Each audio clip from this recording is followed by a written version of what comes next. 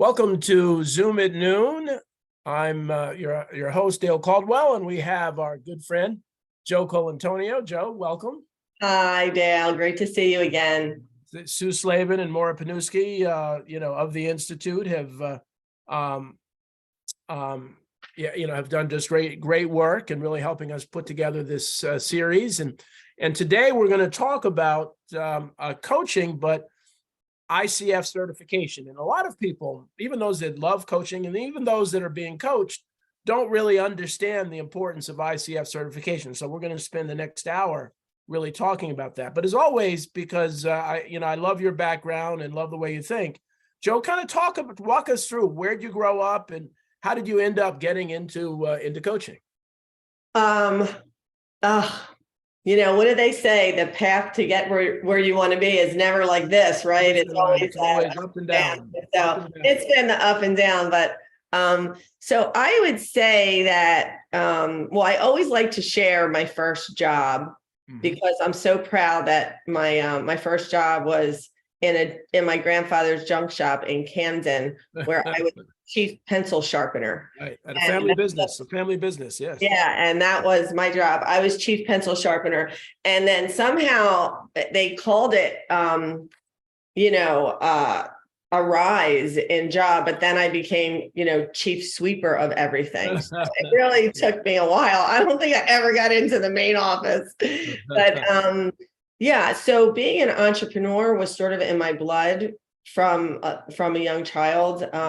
The majority, let me just think of my siblings. I think just about all of them, except for one, is an entrepreneur. And went to college, went to grad school, and started a marketing company because my that's what I went to grad school for. My MBA is in marketing, and I hate to say that I spent the first, I hate to say 20, but 20 is true. The first 15, 20 years of my career making people look great on the outside. And I'm going to spend the next 20 of my career making them feel good and look good from the inside. And that really is, what coaching is. How did I make that actual connection or that jump? The reality is that the more involved I got with organizations in trying to achieve their goals through marketing, the more I really saw the challenges and the internal challenges that they were having. Right. And so there was somewhat of a disconnect because you can have the best business strategy, marketing strategy out there, but if you don't have the people or the human capital to execute that strategy that are performing to their best, you're not going to get there. So those conversations I began having began to become more in depth and deeper.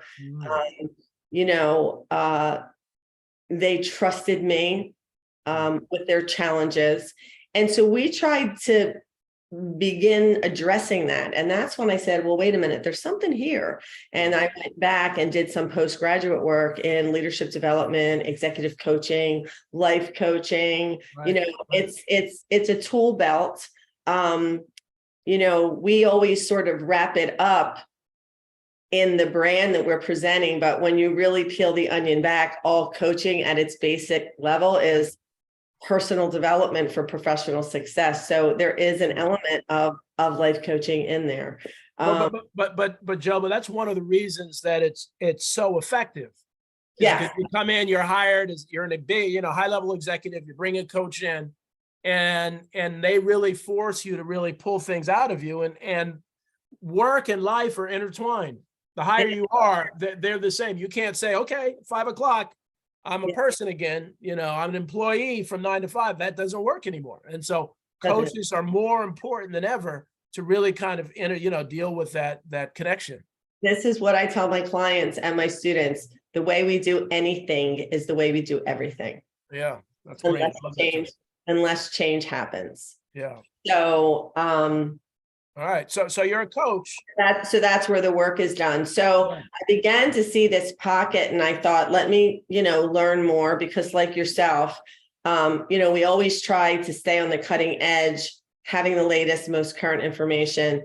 And So this shift began to happen, where we were doing more and more marketing consulting, more business consulting, more coaching, and then it really got into personal development for professional success. And what we found out is, even though, people, our most important asset is not on our balance sheet, right? People are our most important asset. And if you can have an engaged, thriving culture with employees that are outperforming the competition, and quite honestly, enjoying it and thriving on it, and are intrinsically or internally motivated, those are the best culture that are out there. And that's what truly experienced, professionally educated coaches can do. They can turn around an organization. They Absolutely. really. Well, and part of it, just to really break it down, is that even though they're working or coaching just a few executives, what they're doing is helping those executives utilize their tools to transform the organization, to transform the culture.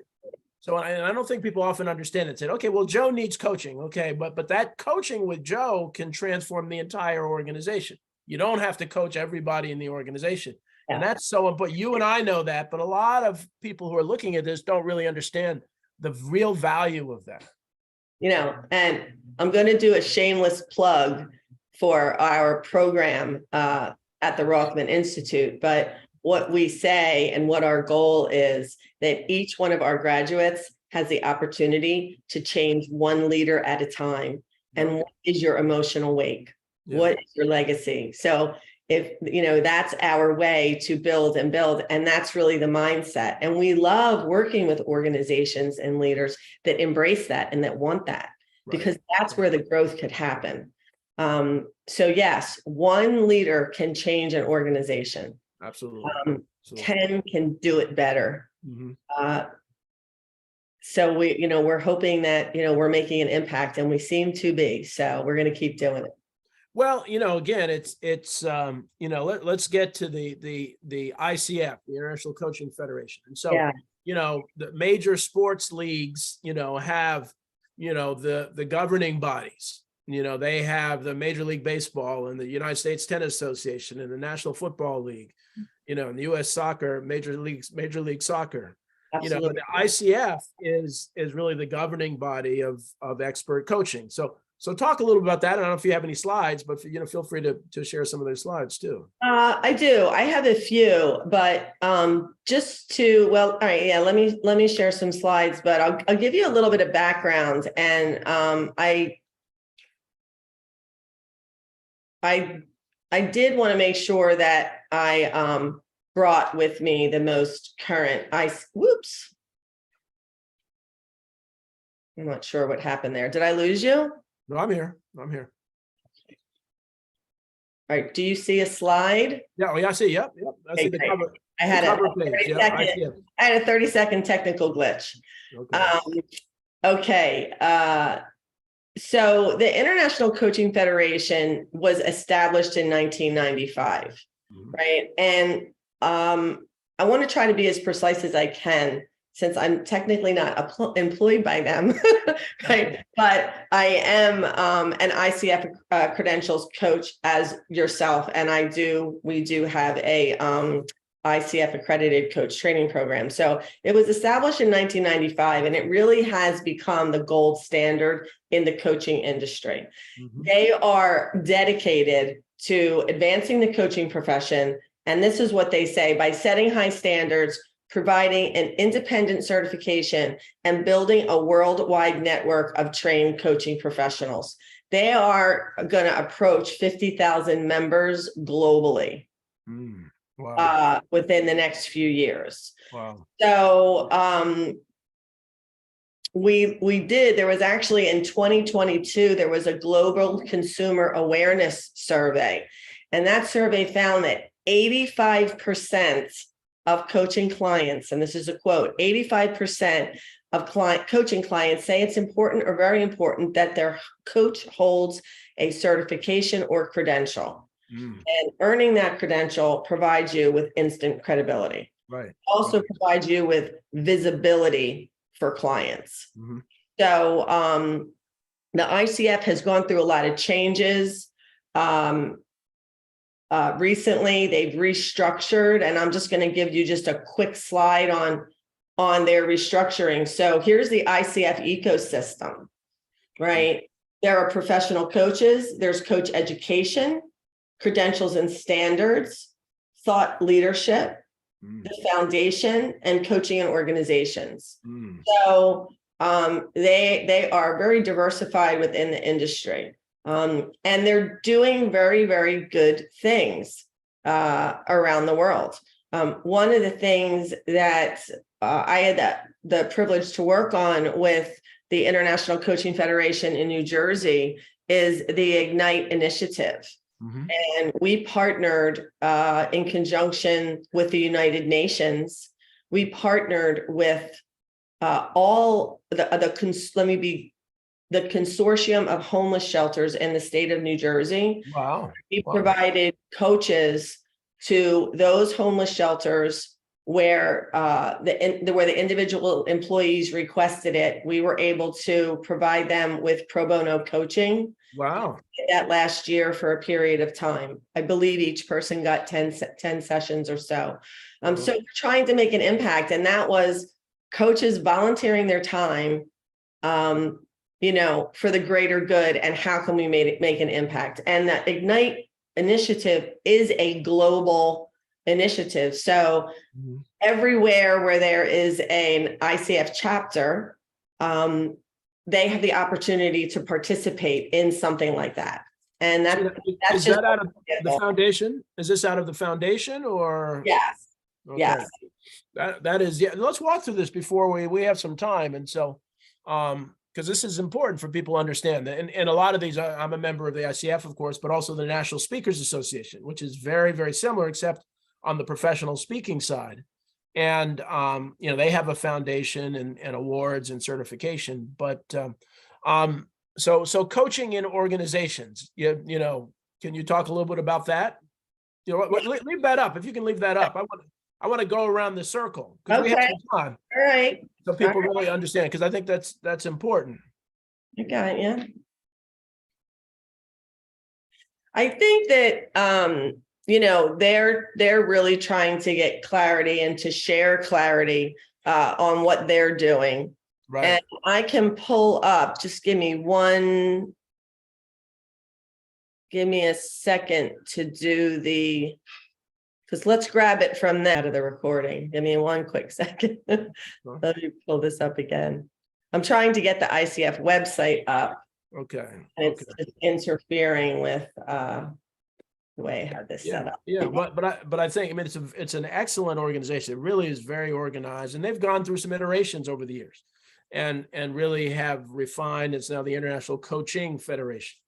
Yeah. And so they've International coaching. They changed it from the International Coach Federation to the Federation. Exactly.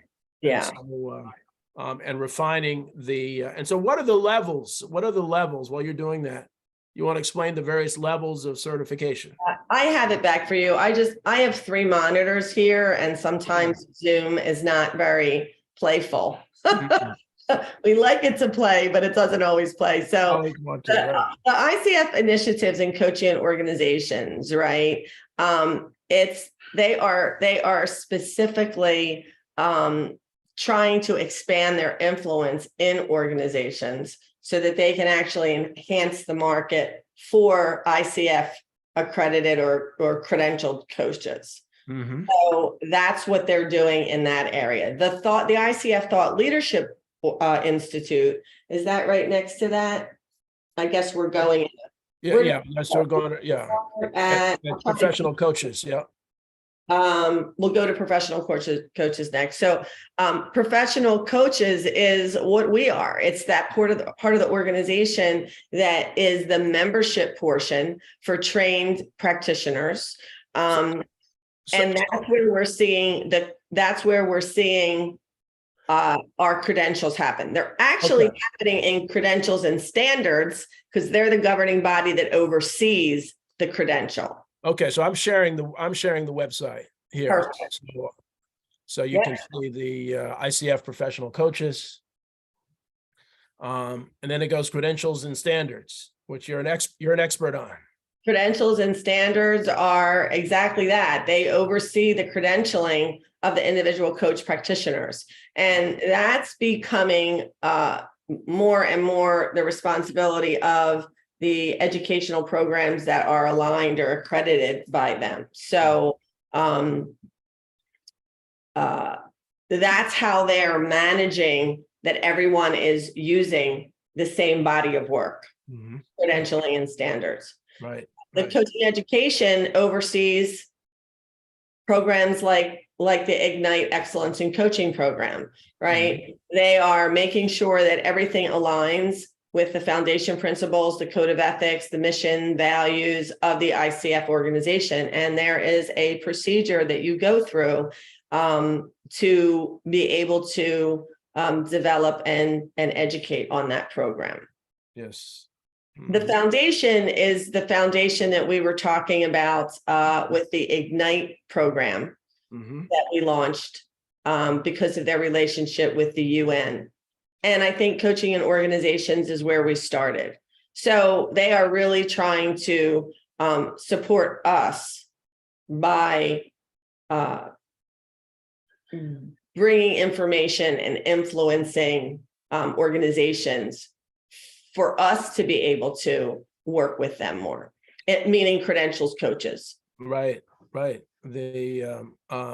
So the coaching in organizations is that more the team coaching or what? They're actually just trying to raise awareness and bring information out there. They are not going into organizations to deliver coaching programs. They are raising awareness so that it raises awareness for all of the members. Right. It's a support role. Excellent. And then thought leadership that there is no, coaching evolves. It evolves over time, right? Absolutely. And what's great about that is that when you're in what I love, part of what I love about the International Coaching Federation is that when you're a member of ICF, you have access to a lot of their educational information and materials, and there's always new content, always new information being put on the website. Yeah, it really is. So let's go back to the, let's see what they have with credentials, because I want people to understand the credentials. So, which is the professional certification. So do you want to talk a little bit about this? So yeah, so I have, so I'm going to tell you that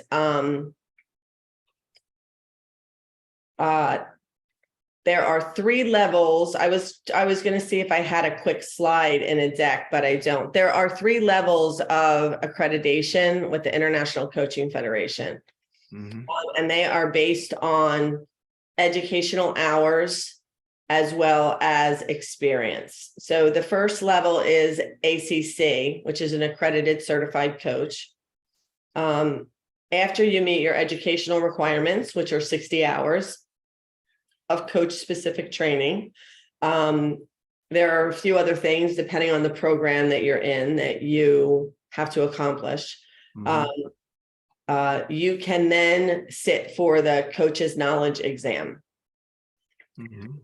Once you have 100 hours of coaching under your belt, they require you to keep a log, which you have to submit. The next level of credential is PCC, Professional Certified Coach. That used to be 750 hours. Over COVID, they changed it to 500 hours of coaching. And it is still sitting at 500 hours, at least right now through the end of the year. In order to sit for the PCC level of coaching, in addition to 500 coaching hours, you have to have 125 hours, a minimum of 125 hours of coach training from an accredited program. Right. The last level is a master certified coach, which is an MCC. That is a minimum of 200 hours of coach education and 2,000 coaching hours. So you have to go through the process. So you can't go right to MCC, but you can. And they're constantly changing. So that's why I'm being careful, because we just went through a credentialing change. The old programs were ACSTH, ACTP, and now they are level 1, level 2, and there's a new level 3. So that could be an hour on itself. But our program, the Ignite FDU program, was one of the first to be accredited at that level 2 level. So after completing our program, you have all of the you have everything completed that you need to meet those requirements, with the exception of your coaching hours. And you have a little over half of them done within the program as well. So and it's less expensive than most of the ones, and certainly in this area. Oh, absolutely. Across the country. So that's important. And so this is I just want to give you that one last piece that they also offer, and they also offer continuing education. It's called continuing coach education, CCEs, right? Which in between each credential, in order to hold that credential, you have to have 40 CCEs. So they are really making sure that we all stay at the top of our game. Right. That's really, really important. And I like this, it's laid out with education. Obviously, you just talked about the experience, actually doing it, the mentor coaching, the performance evaluation, and then the exam. So it's doable, but you have to be focused. This isn't something you can just kind of do on the side and so on. But it's important for executives. And one of the areas that we're targeting in the program now is, and you and I had talked about, so many retired executives have tremendous experience, tremendous expertise. They've managed, but they really don't know how to coach. And so going through the program, so I ask those that are watching this now and those that will watch this on the video, if you know somebody who's retired and try to figure out how do I want to use what I've learned? I don't want to just retire and play golf all the time. I want to play a lot of golf, but I want to do something else. And coaching is like the perfect thing for you to kind of stay in the game, but do it when you want to do it. Yes. I will say that the program attracts professionals that are some that are looking for career change, some that are transitioning. And I hate to say, we don't say that they're retiring. We say they're graduating for their first career. I got that from one of my students. She graduated from her 25-year career into coaching, right? And so we're seeing a lot of individuals where they're anticipating, like, what do they want to do when they're finished their first career, or when they are retiring, or as we like to say, graduating. We're also seeing equally professionals coming in that are in organizations, and they are coming to learn these skills to bring back to develop their teams under that coach leader model or coach driven leadership. So it's interesting looking at what that wake is like, what is our ripple, where we're touching and how we're touching different people. Yeah, it really is extraordinary. And then the third area, Dale, the third person that comes through is people that know that they want to start a coaching business. Right. So they know that they want to come through and they get what they need. And I will tell you that I'd love to come back with some alum of the program, because all you need is one client, and one client pays for the program. Yeah. And every semester we have had students who have paying clients after the first cohort. And not just one-on-ones. This time we've got two that have corporate clients. Nice. So it's amazing. And just for folks, so folks know, and I'll just talk about my experience. So the coaching engagements that I've had since when I started will range from $10,000 to $20,000 for a 6-month engagement. So that's per engagement per person. So this isn't chicken feed. I mean, it really is an opportunity for people, and you're transforming lives. I mean, that's the wonderful thing about it. You're actually getting paid to really help people with their careers and really help people see things. And so it's important for people.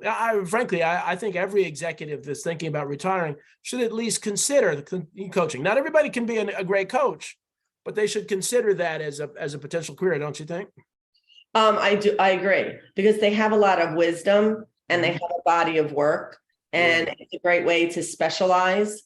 And I think that, I think at least through our program, we're seeing a trend because of who we're attracting. A lot of C-suite executives, a lot of managers, several people coming from education, where they may have a role with a college or a university, and they want to do this on the side or in conjunction with, or again, as they phase out of, we've had some superintendents come through the program, and they're looking that as they phase out of that, they'd like to do this. So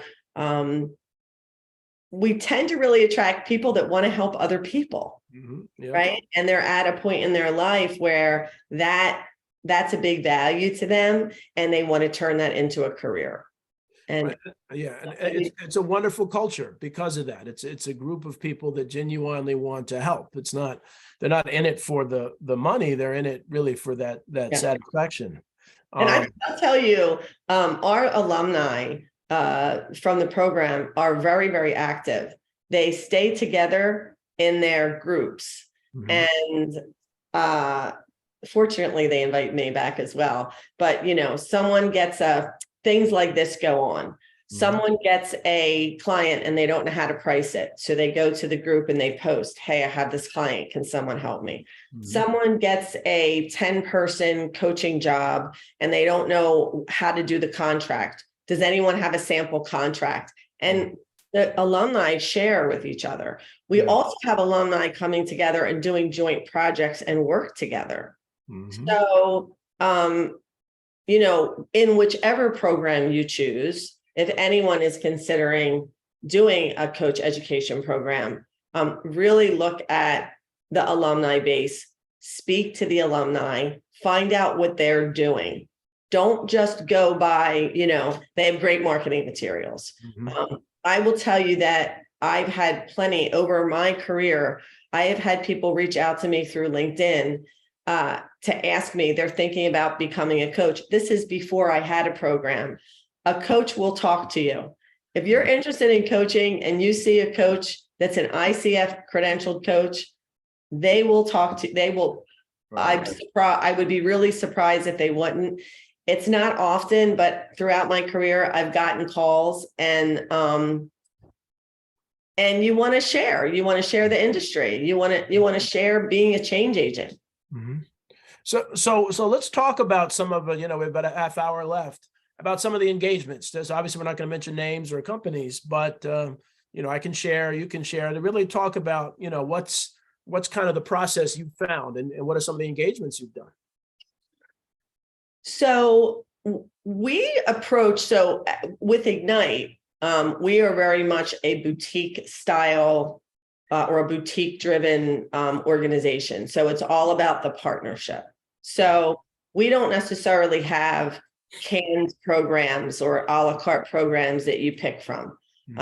If you want them, we can give them to you. But our sweet spot is going into organizations and really, like an archaeologist on a dig, discovering what's happening, what's working, what's not working, meeting with our sponsor or the individuals who are hiring us, meeting with the individual team members, and really trying to get an accurate feel on what is really going on. Because the reason that we are hired for all of the problems that are outlined, 90% of the time, they are not the actual problems that are in the organization. Right. So what C-suite or what HR tells you the problems are not what the team tells you the problems are. And that's really, for us, that's our magic. That's our spot, to take that and to create a program that will create sustainable change. Mhm. You know, we don't really do the one day thing. We're in there, like you said, for a period of months or years, and working to create real sustainable change and organizational cultures that have a growth mindset. Mhm. So I got to guess that I bet you your approach is pretty similar. Well, it's similar. I've done, a lot individual. So I've done, the Viacoms of the world and Kellogg's, and so they'll and just so people understand, they'll ask for a number of coaches to Yeah. come in. And so you have a senior executive, and they'll say, well, you meet with 3 different coaches. And so they'll meet with me, they meet with a coach from another company and someone else. And then it's really the chemistry. What do they feel like? And that begins the engagement, because a lot of people don't really know the process, and it's different in different places, but in the big corporate process. And so then they select you, and then you really do the onboarding, and you really agree to 6 months, a certain number of times in person, some touches, throughout that process. But, as I've said, Joe, I spent most of my career as a management consultant at Deloitte Consulting. And so, people would call us to come in and kind of tell them, how to improve. And Right. here we don't do that. We really let the client, we really, have to lay back and say, well, what do you think about that? Now, Yeah. in your mind as a coach, you're sitting there saying, well, you should do boom, boom, boom, boom, boom. But you can't. But that's not what you do. You sit there and say, well, do you think that might be effective, or why might that not be effective? And how are you feeling? And what's grown on, And so those powerful questions and the active listening are really doing that. And it's something that we can talk about, but until you go through a program like the one that Joe has put together, you really don't understand how to do it and the power of doing it a very specific way. Would you say, Joe? Yes, I agree. And let me take that one step further, because that's the second step in the partnership, is developing a program that includes coaching with the individual team members. And that's where you do the one-on-one work. In addition, people do come to us as coaches. Executives do come to us, as you just said, they want to work on something, and they're hiring us privately, or they're working through an aggregator, and that's how you're getting hired. So there are so many different ways to engage with clients. And we talk about a lot of that in the business development arena in the program. But, if anybody is interested in, more information on that, just reach out to me on LinkedIn, and, I'm up for a conversation, and I'm sure Dale would be as well. Or again, any ICF, a credentialed coach, we want to grow the industry with the right credentials. So absolutely. And the other questions I get is so what are some of the challenges? What are you helping them with? What are some of the things? And I know I did an engagement a while ago and at Viacom, and so we had an executive who was being considered for promotion, but there were presence issues, that they didn't necessarily present themselves as confidently or, as comfortably, or even to the extent of how they dressed per se for that. And so a lot of corporations will say, okay, we're priming you for leadership, but we want somebody to come in here because you're high potential. One of the mistakes I made, and I had 3 people at Viacom, is that I actually was asked to coach somebody that they weren't happy with. And they were using, this is like my first coaching engagement, and I happened to get 3 of them, and they were asking, for me to basically confirm their decision to get rid of this person. And so you never will ever do that again.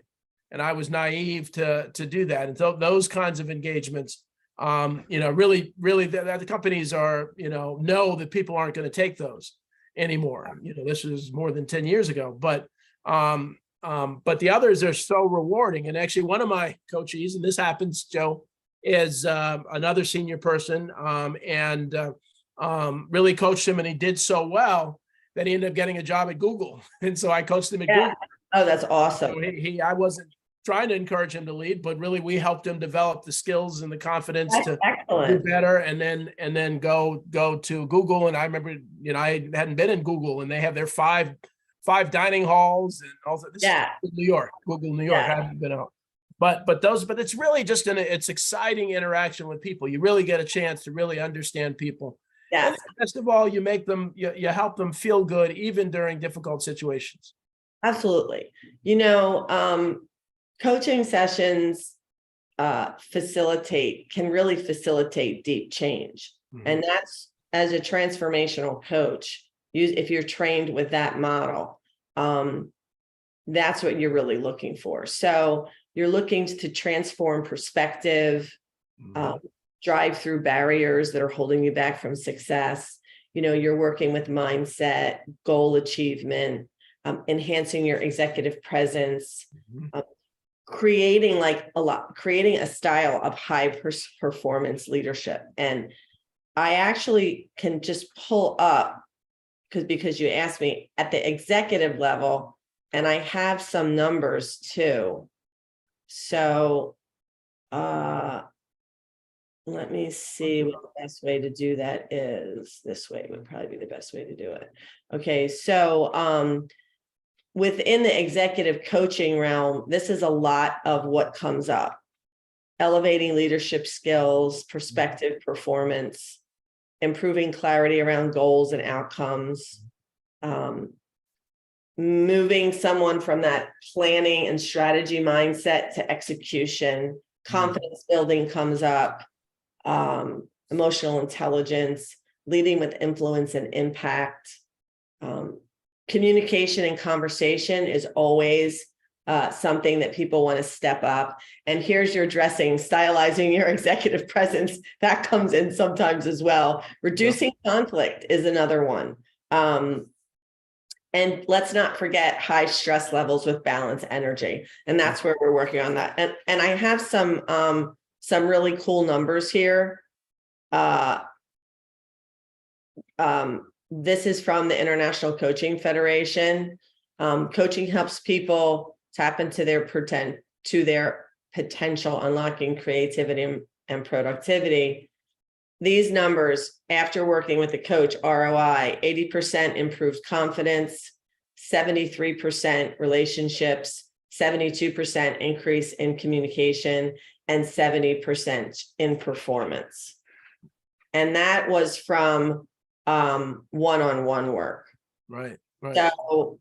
So those are some numbers. Let me see if I have some numbers from maybe from a different area. I'll have to. Well, but along those same lines, one of the things I was going to say is once you develop these skills, it becomes extremely useful with your family, with your kids, with your husband, your wife, where you really stop directing. And what this model does is really help people understand for themselves what they should do. Yeah. And that is so important. So yeah, let's see these numbers. This has been the impact of executive coaching. 86% of organizations saw a positive ROI with the coaching engagement. 88% saw increase in productivity when coaching was combined with training. That's the model that we use with Ignite.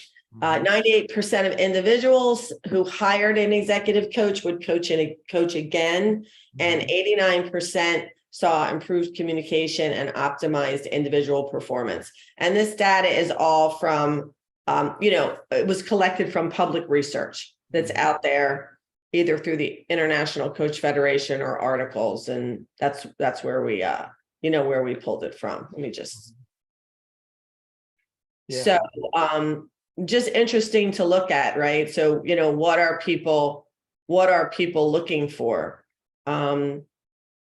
Very often what they come to you with is not necessarily the breakthrough that they really need. I say that, we're the masters of the ethical bait and switch. They come to us to work with what they want to work on, but we give them what they need to work on. Right? And part of this, I know a number of the people that are watching, and they have various professions. And so some say, okay, well, I may not want to be a full-time coach, but I'm in, wealth management, or I'm in insurance sales, or I'm in, and that human interaction. And so one of the things we're developing, and coachleadership.com is the website, and Joe's part of the team, is this concept of coach leadership, of really, instead of really kind of directing people, is to really take some of the skills of coaching and really listen to your client. So if, even in sales, you want to, and most people, if you press them, would say, well, I'm not a salesperson. I'm a valued consultant. And so if you're going to be a valued consultant, the key of consulting is to listen. Is to really take the time and listen and really understand what people are saying. And the coaching skills actually help you. They'll help you be a better wealth manager. They'll help you be a better insurance salesperson. They'll help you be a better attorney. Yeah. And those skills. And we've had all of those. You've had all of those in your class, right? Yes. And actually Thomas Leonard, who founded the International Coach Federation, was in finance. Mm-hmm. And what he found in doing, as the story goes, he's passed away, but that it was through working with people on, what were they saving for? What did they want to do in retirement? Are they saving for their children's college? He found out that he was getting a lot of information that was really behind the numbers, Mm-hmm. right? Not necessarily what the numbers were, but what was behind them. And that is really how he's considered one of the, or actually considered in ICF circles as the founder of coaching as we know it today. But he himself was in finance. So and this can work for any industry. I've had clients that have come through the program that were global leaders in organizations in marketing. I've had clients that have come through that maybe had like a regulatory background as C-suite. I mean, very different CFOs have come through, as well as a lot of, I've had psychologists come through the program, licensed clinical social workers, because we're also seeing a shift there in that they want to use more of a coaching style, but as is very different than therapy. So we're seeing that industry, and I've had those individuals come through the program as well. I've also had licensed hypnotists and hypnotherapists come through the program. Right. But the skill can be incorporated. CFPs, gone through a couple CPAs, and as you know the attorney who came through last semester, who by the way is in an amazing, has changed his career after going through the program and is thrilled about it. So it was one of his graduations, right? We talk about, we graduate, we don't retire. Right, exactly. But it also gets you to really think about yourself and some of the tools you use for coaching others, you can really use for your own growth and development. Absolutely. To really begin to think about, what and why, and the Simon Sinek question, why, why are you doing what you're doing? Why are you that? And so it's really, really a powerful tool. Go ahead, Joe. There's something that one of the tools that we use when we talk about listening, right, and the different levels of listening. I always share this acronym WAIT, WAIT. Why am I talking? Mm-hmm. Because we all like to talk more than we like to listen. But when we're speaking, we're not learning anything new. Right. It's when we're quiet that we can learn something new. So I try to say, prepared to be curious and prepared to be enlightened and delighted by every conversation that you have.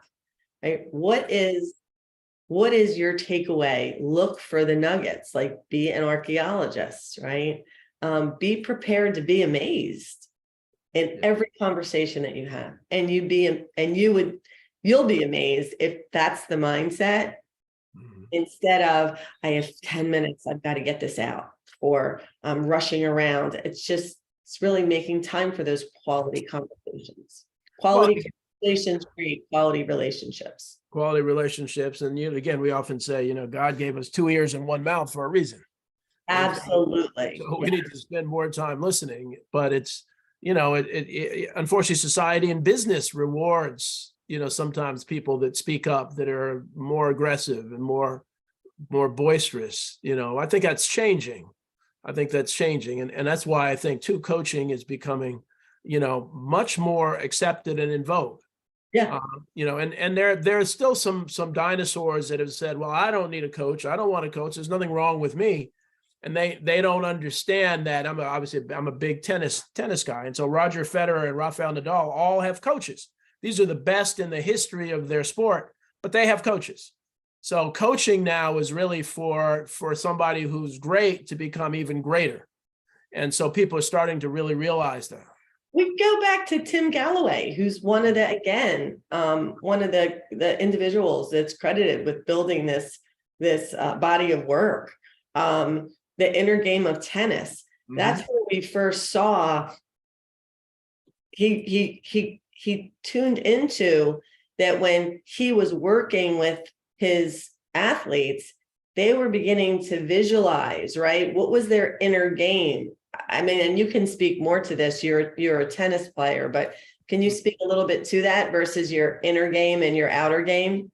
The methodology there. Yeah, so much of it in tennis is if you lose some confidence and you're serving, you get 2 serves, and if you double fault, you lose the point. That sometimes you miss the first serve, you're sitting there saying, okay, I hope I don't double fault, and then you double fault. And so the mindset, and if you look at the greatest players of all time, what happens is they're down match point, but instead of kind of pushing the ball and playing it safe, they go for it, and oftentimes they make it. And so that all comes from that inner game. People think it's the athleticism that they have. No, it's the ability to focus on difficult times, to really laser focus, because we're all going to get difficult times. We're going to have hurdles. We're going to have challenges at work. We're going to have challenges at home. We're going to have challenges in life. We're going to have health challenges, but it's really the people that are able to deal with them. And a coach can really be very helpful. That's exactly it. Deal with those and realize and put things in perspective. Yeah. The other thing is, Joe, I'm obsessed with trying to do things and to reduce poverty. And there's so many of us, and I often am reminded myself that my worst day is better than 90% of the people's best day around the world. And but we get into this pity party.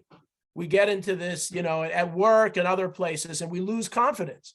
And we really need an external voice to really say, well, aren't you the same person you were yesterday? Yeah. When you're at the top of the world. Yeah, it really is. It is mindset work. It's that, I'll say it again. It's that personal development for professional success, because, if we're showing up, we're pretty consistent with how we show up, even though, we try to maybe I guess it's ego or whatever it may be, you try to be more professional in a situation than maybe you would be at home, but at your core, your value system is the same. Right. So your mindset is the same. So that's why a lot of times we see people showing up inauthentic, because they're not standing in their integrity. So what do we need to do to work on ourselves so that our value system and who we really are aligns with us, and we're living that truth every day in every interaction we're having, every interaction, so that the transition from your car into your office, or from working at your desk to popping on a Zoom call, is just an easy transition, because you're showing up really as yourself. And I think that coaching mindset really, really helps with that. And it's important for people to understand that change is a constant, that there's going to be change. There's some real difficult changes. And, and and that's where a lot of people are struggling, that they're changed. I'm used to doing things a certain way. I'm used to working with the same people. But at the end of the day, eventually it's going to change. And how you deal with that change is really important. And that's where you can kind of even self-coach to some extent, to really kind of to think and say, okay, well, what is the best part of this? What is the worst part of this? And really talk to yourself about that. And it's true. And that's why, but the external coaches are even better. People who are trained to really facilitate you and really say, how are you feeling about this? And why are you down about this? And what is the upside of this? And there's always an upside and there's always a downside. And so it's really important to begin to think about that. Yeah. So, I found that, we have this conversation a lot. Is everyone coachable? mhm, Are there some people that are uncoachable? And my answer to that is it usually surrounds the topic of change. mhm, When someone comes to you, they're looking for change mhm, because the status quo isn't working for them anymore. right. And the first step to change is awareness. Mhm, So if they're reaching out to you, they're already aware that a change needs to happen.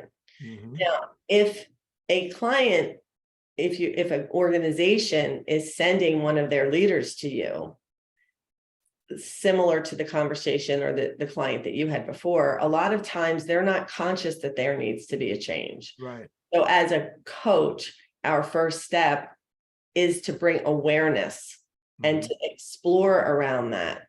And it's there where we will see, are they able, do they want, are they conscious enough to participate in a change to develop themselves? mhm, And so that's where I think, Dale, you were saying, like, when the person meets with a few different coaches, you really want that fit.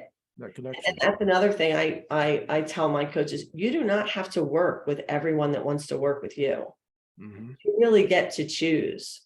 And there are some, because there could be some personal conflicts, some ethical conflicts, that fit, that alliance that we're creating using the core competencies that the ICF gives us.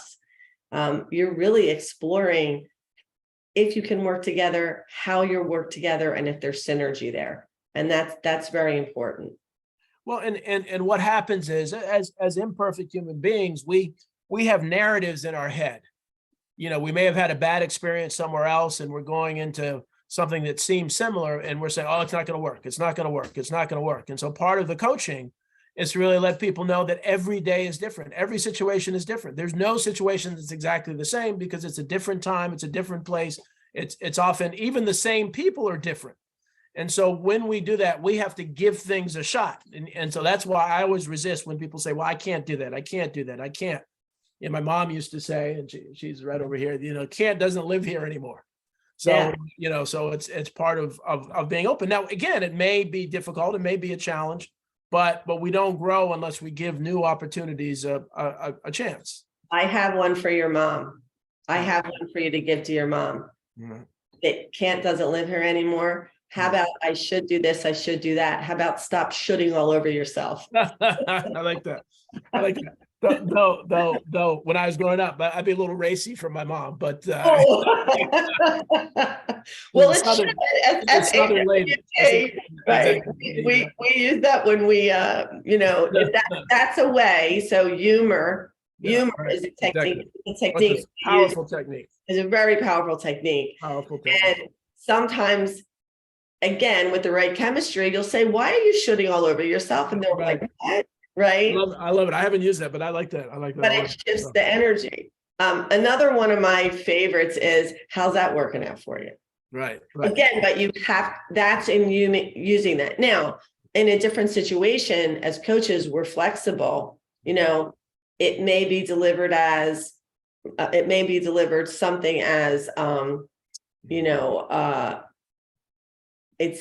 what you've been telling me, you've been using this system or this process over and over again. Right. What are some of the results that you're getting? Right. Well, that's a different way to say, how's that working out for you? How's that working? Yeah, exactly. But it depends. Are you using humor? What are you using? I mean, we're not robots. Like, we have to meet the client where they are and adapt to their style. So I also have a very sophisticated term for that voice that's always telling you, not good enough, not going to work out. Do you want to know what my scientific sophisticated word is? What is that? The already always talking voice. They're already always. It's already always talking. Like, even right now, Right. It's funny, right? Yes.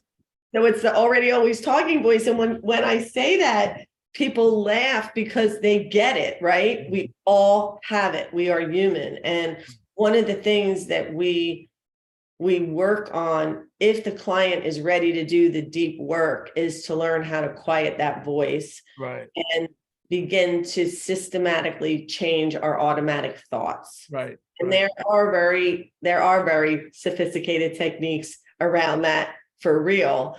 But again, if we stay in that mindset, it goes back to the way we do anything is the way we do everything. If we allow that voice to continue, and we continue to listen to that voice, then change can't happen.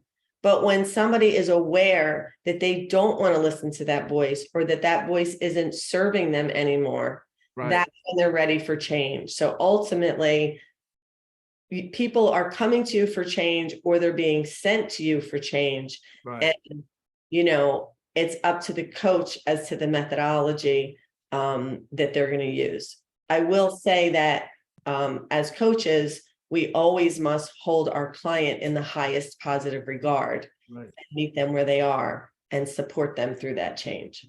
And through the change. And that's the key word, is that there are always changes is a constant. Change is going to happen. Now, sometimes it's big changes, sometimes it's small changes. I've had times where it's hard to deal with the change, but I've accepted that. And I look at change as opportunity, and for me, every time something bad has happened, every single time something incredibly much better happens. So I've learned not to, as we get more experienced, you start to think back, wow, if I was dealing with certain situations, I would panic in the past. And now I really realize that this change is part of growth. It's part of development. It's part of opportunities. And so sometimes, so I used to work with Right Management, which placed people who were laid off. And I used to say, how many of you didn't like their job? They've been there 20 years at a pharmaceutical or something, and they didn't like their job. And I said, shame on you. You've been pushed off the treadmill you were on that you didn't like. Shame on you if you get back on that same treadmill, because it's comfortable. And a lot of people do that. Now's your opportunity to really say, what am I all about?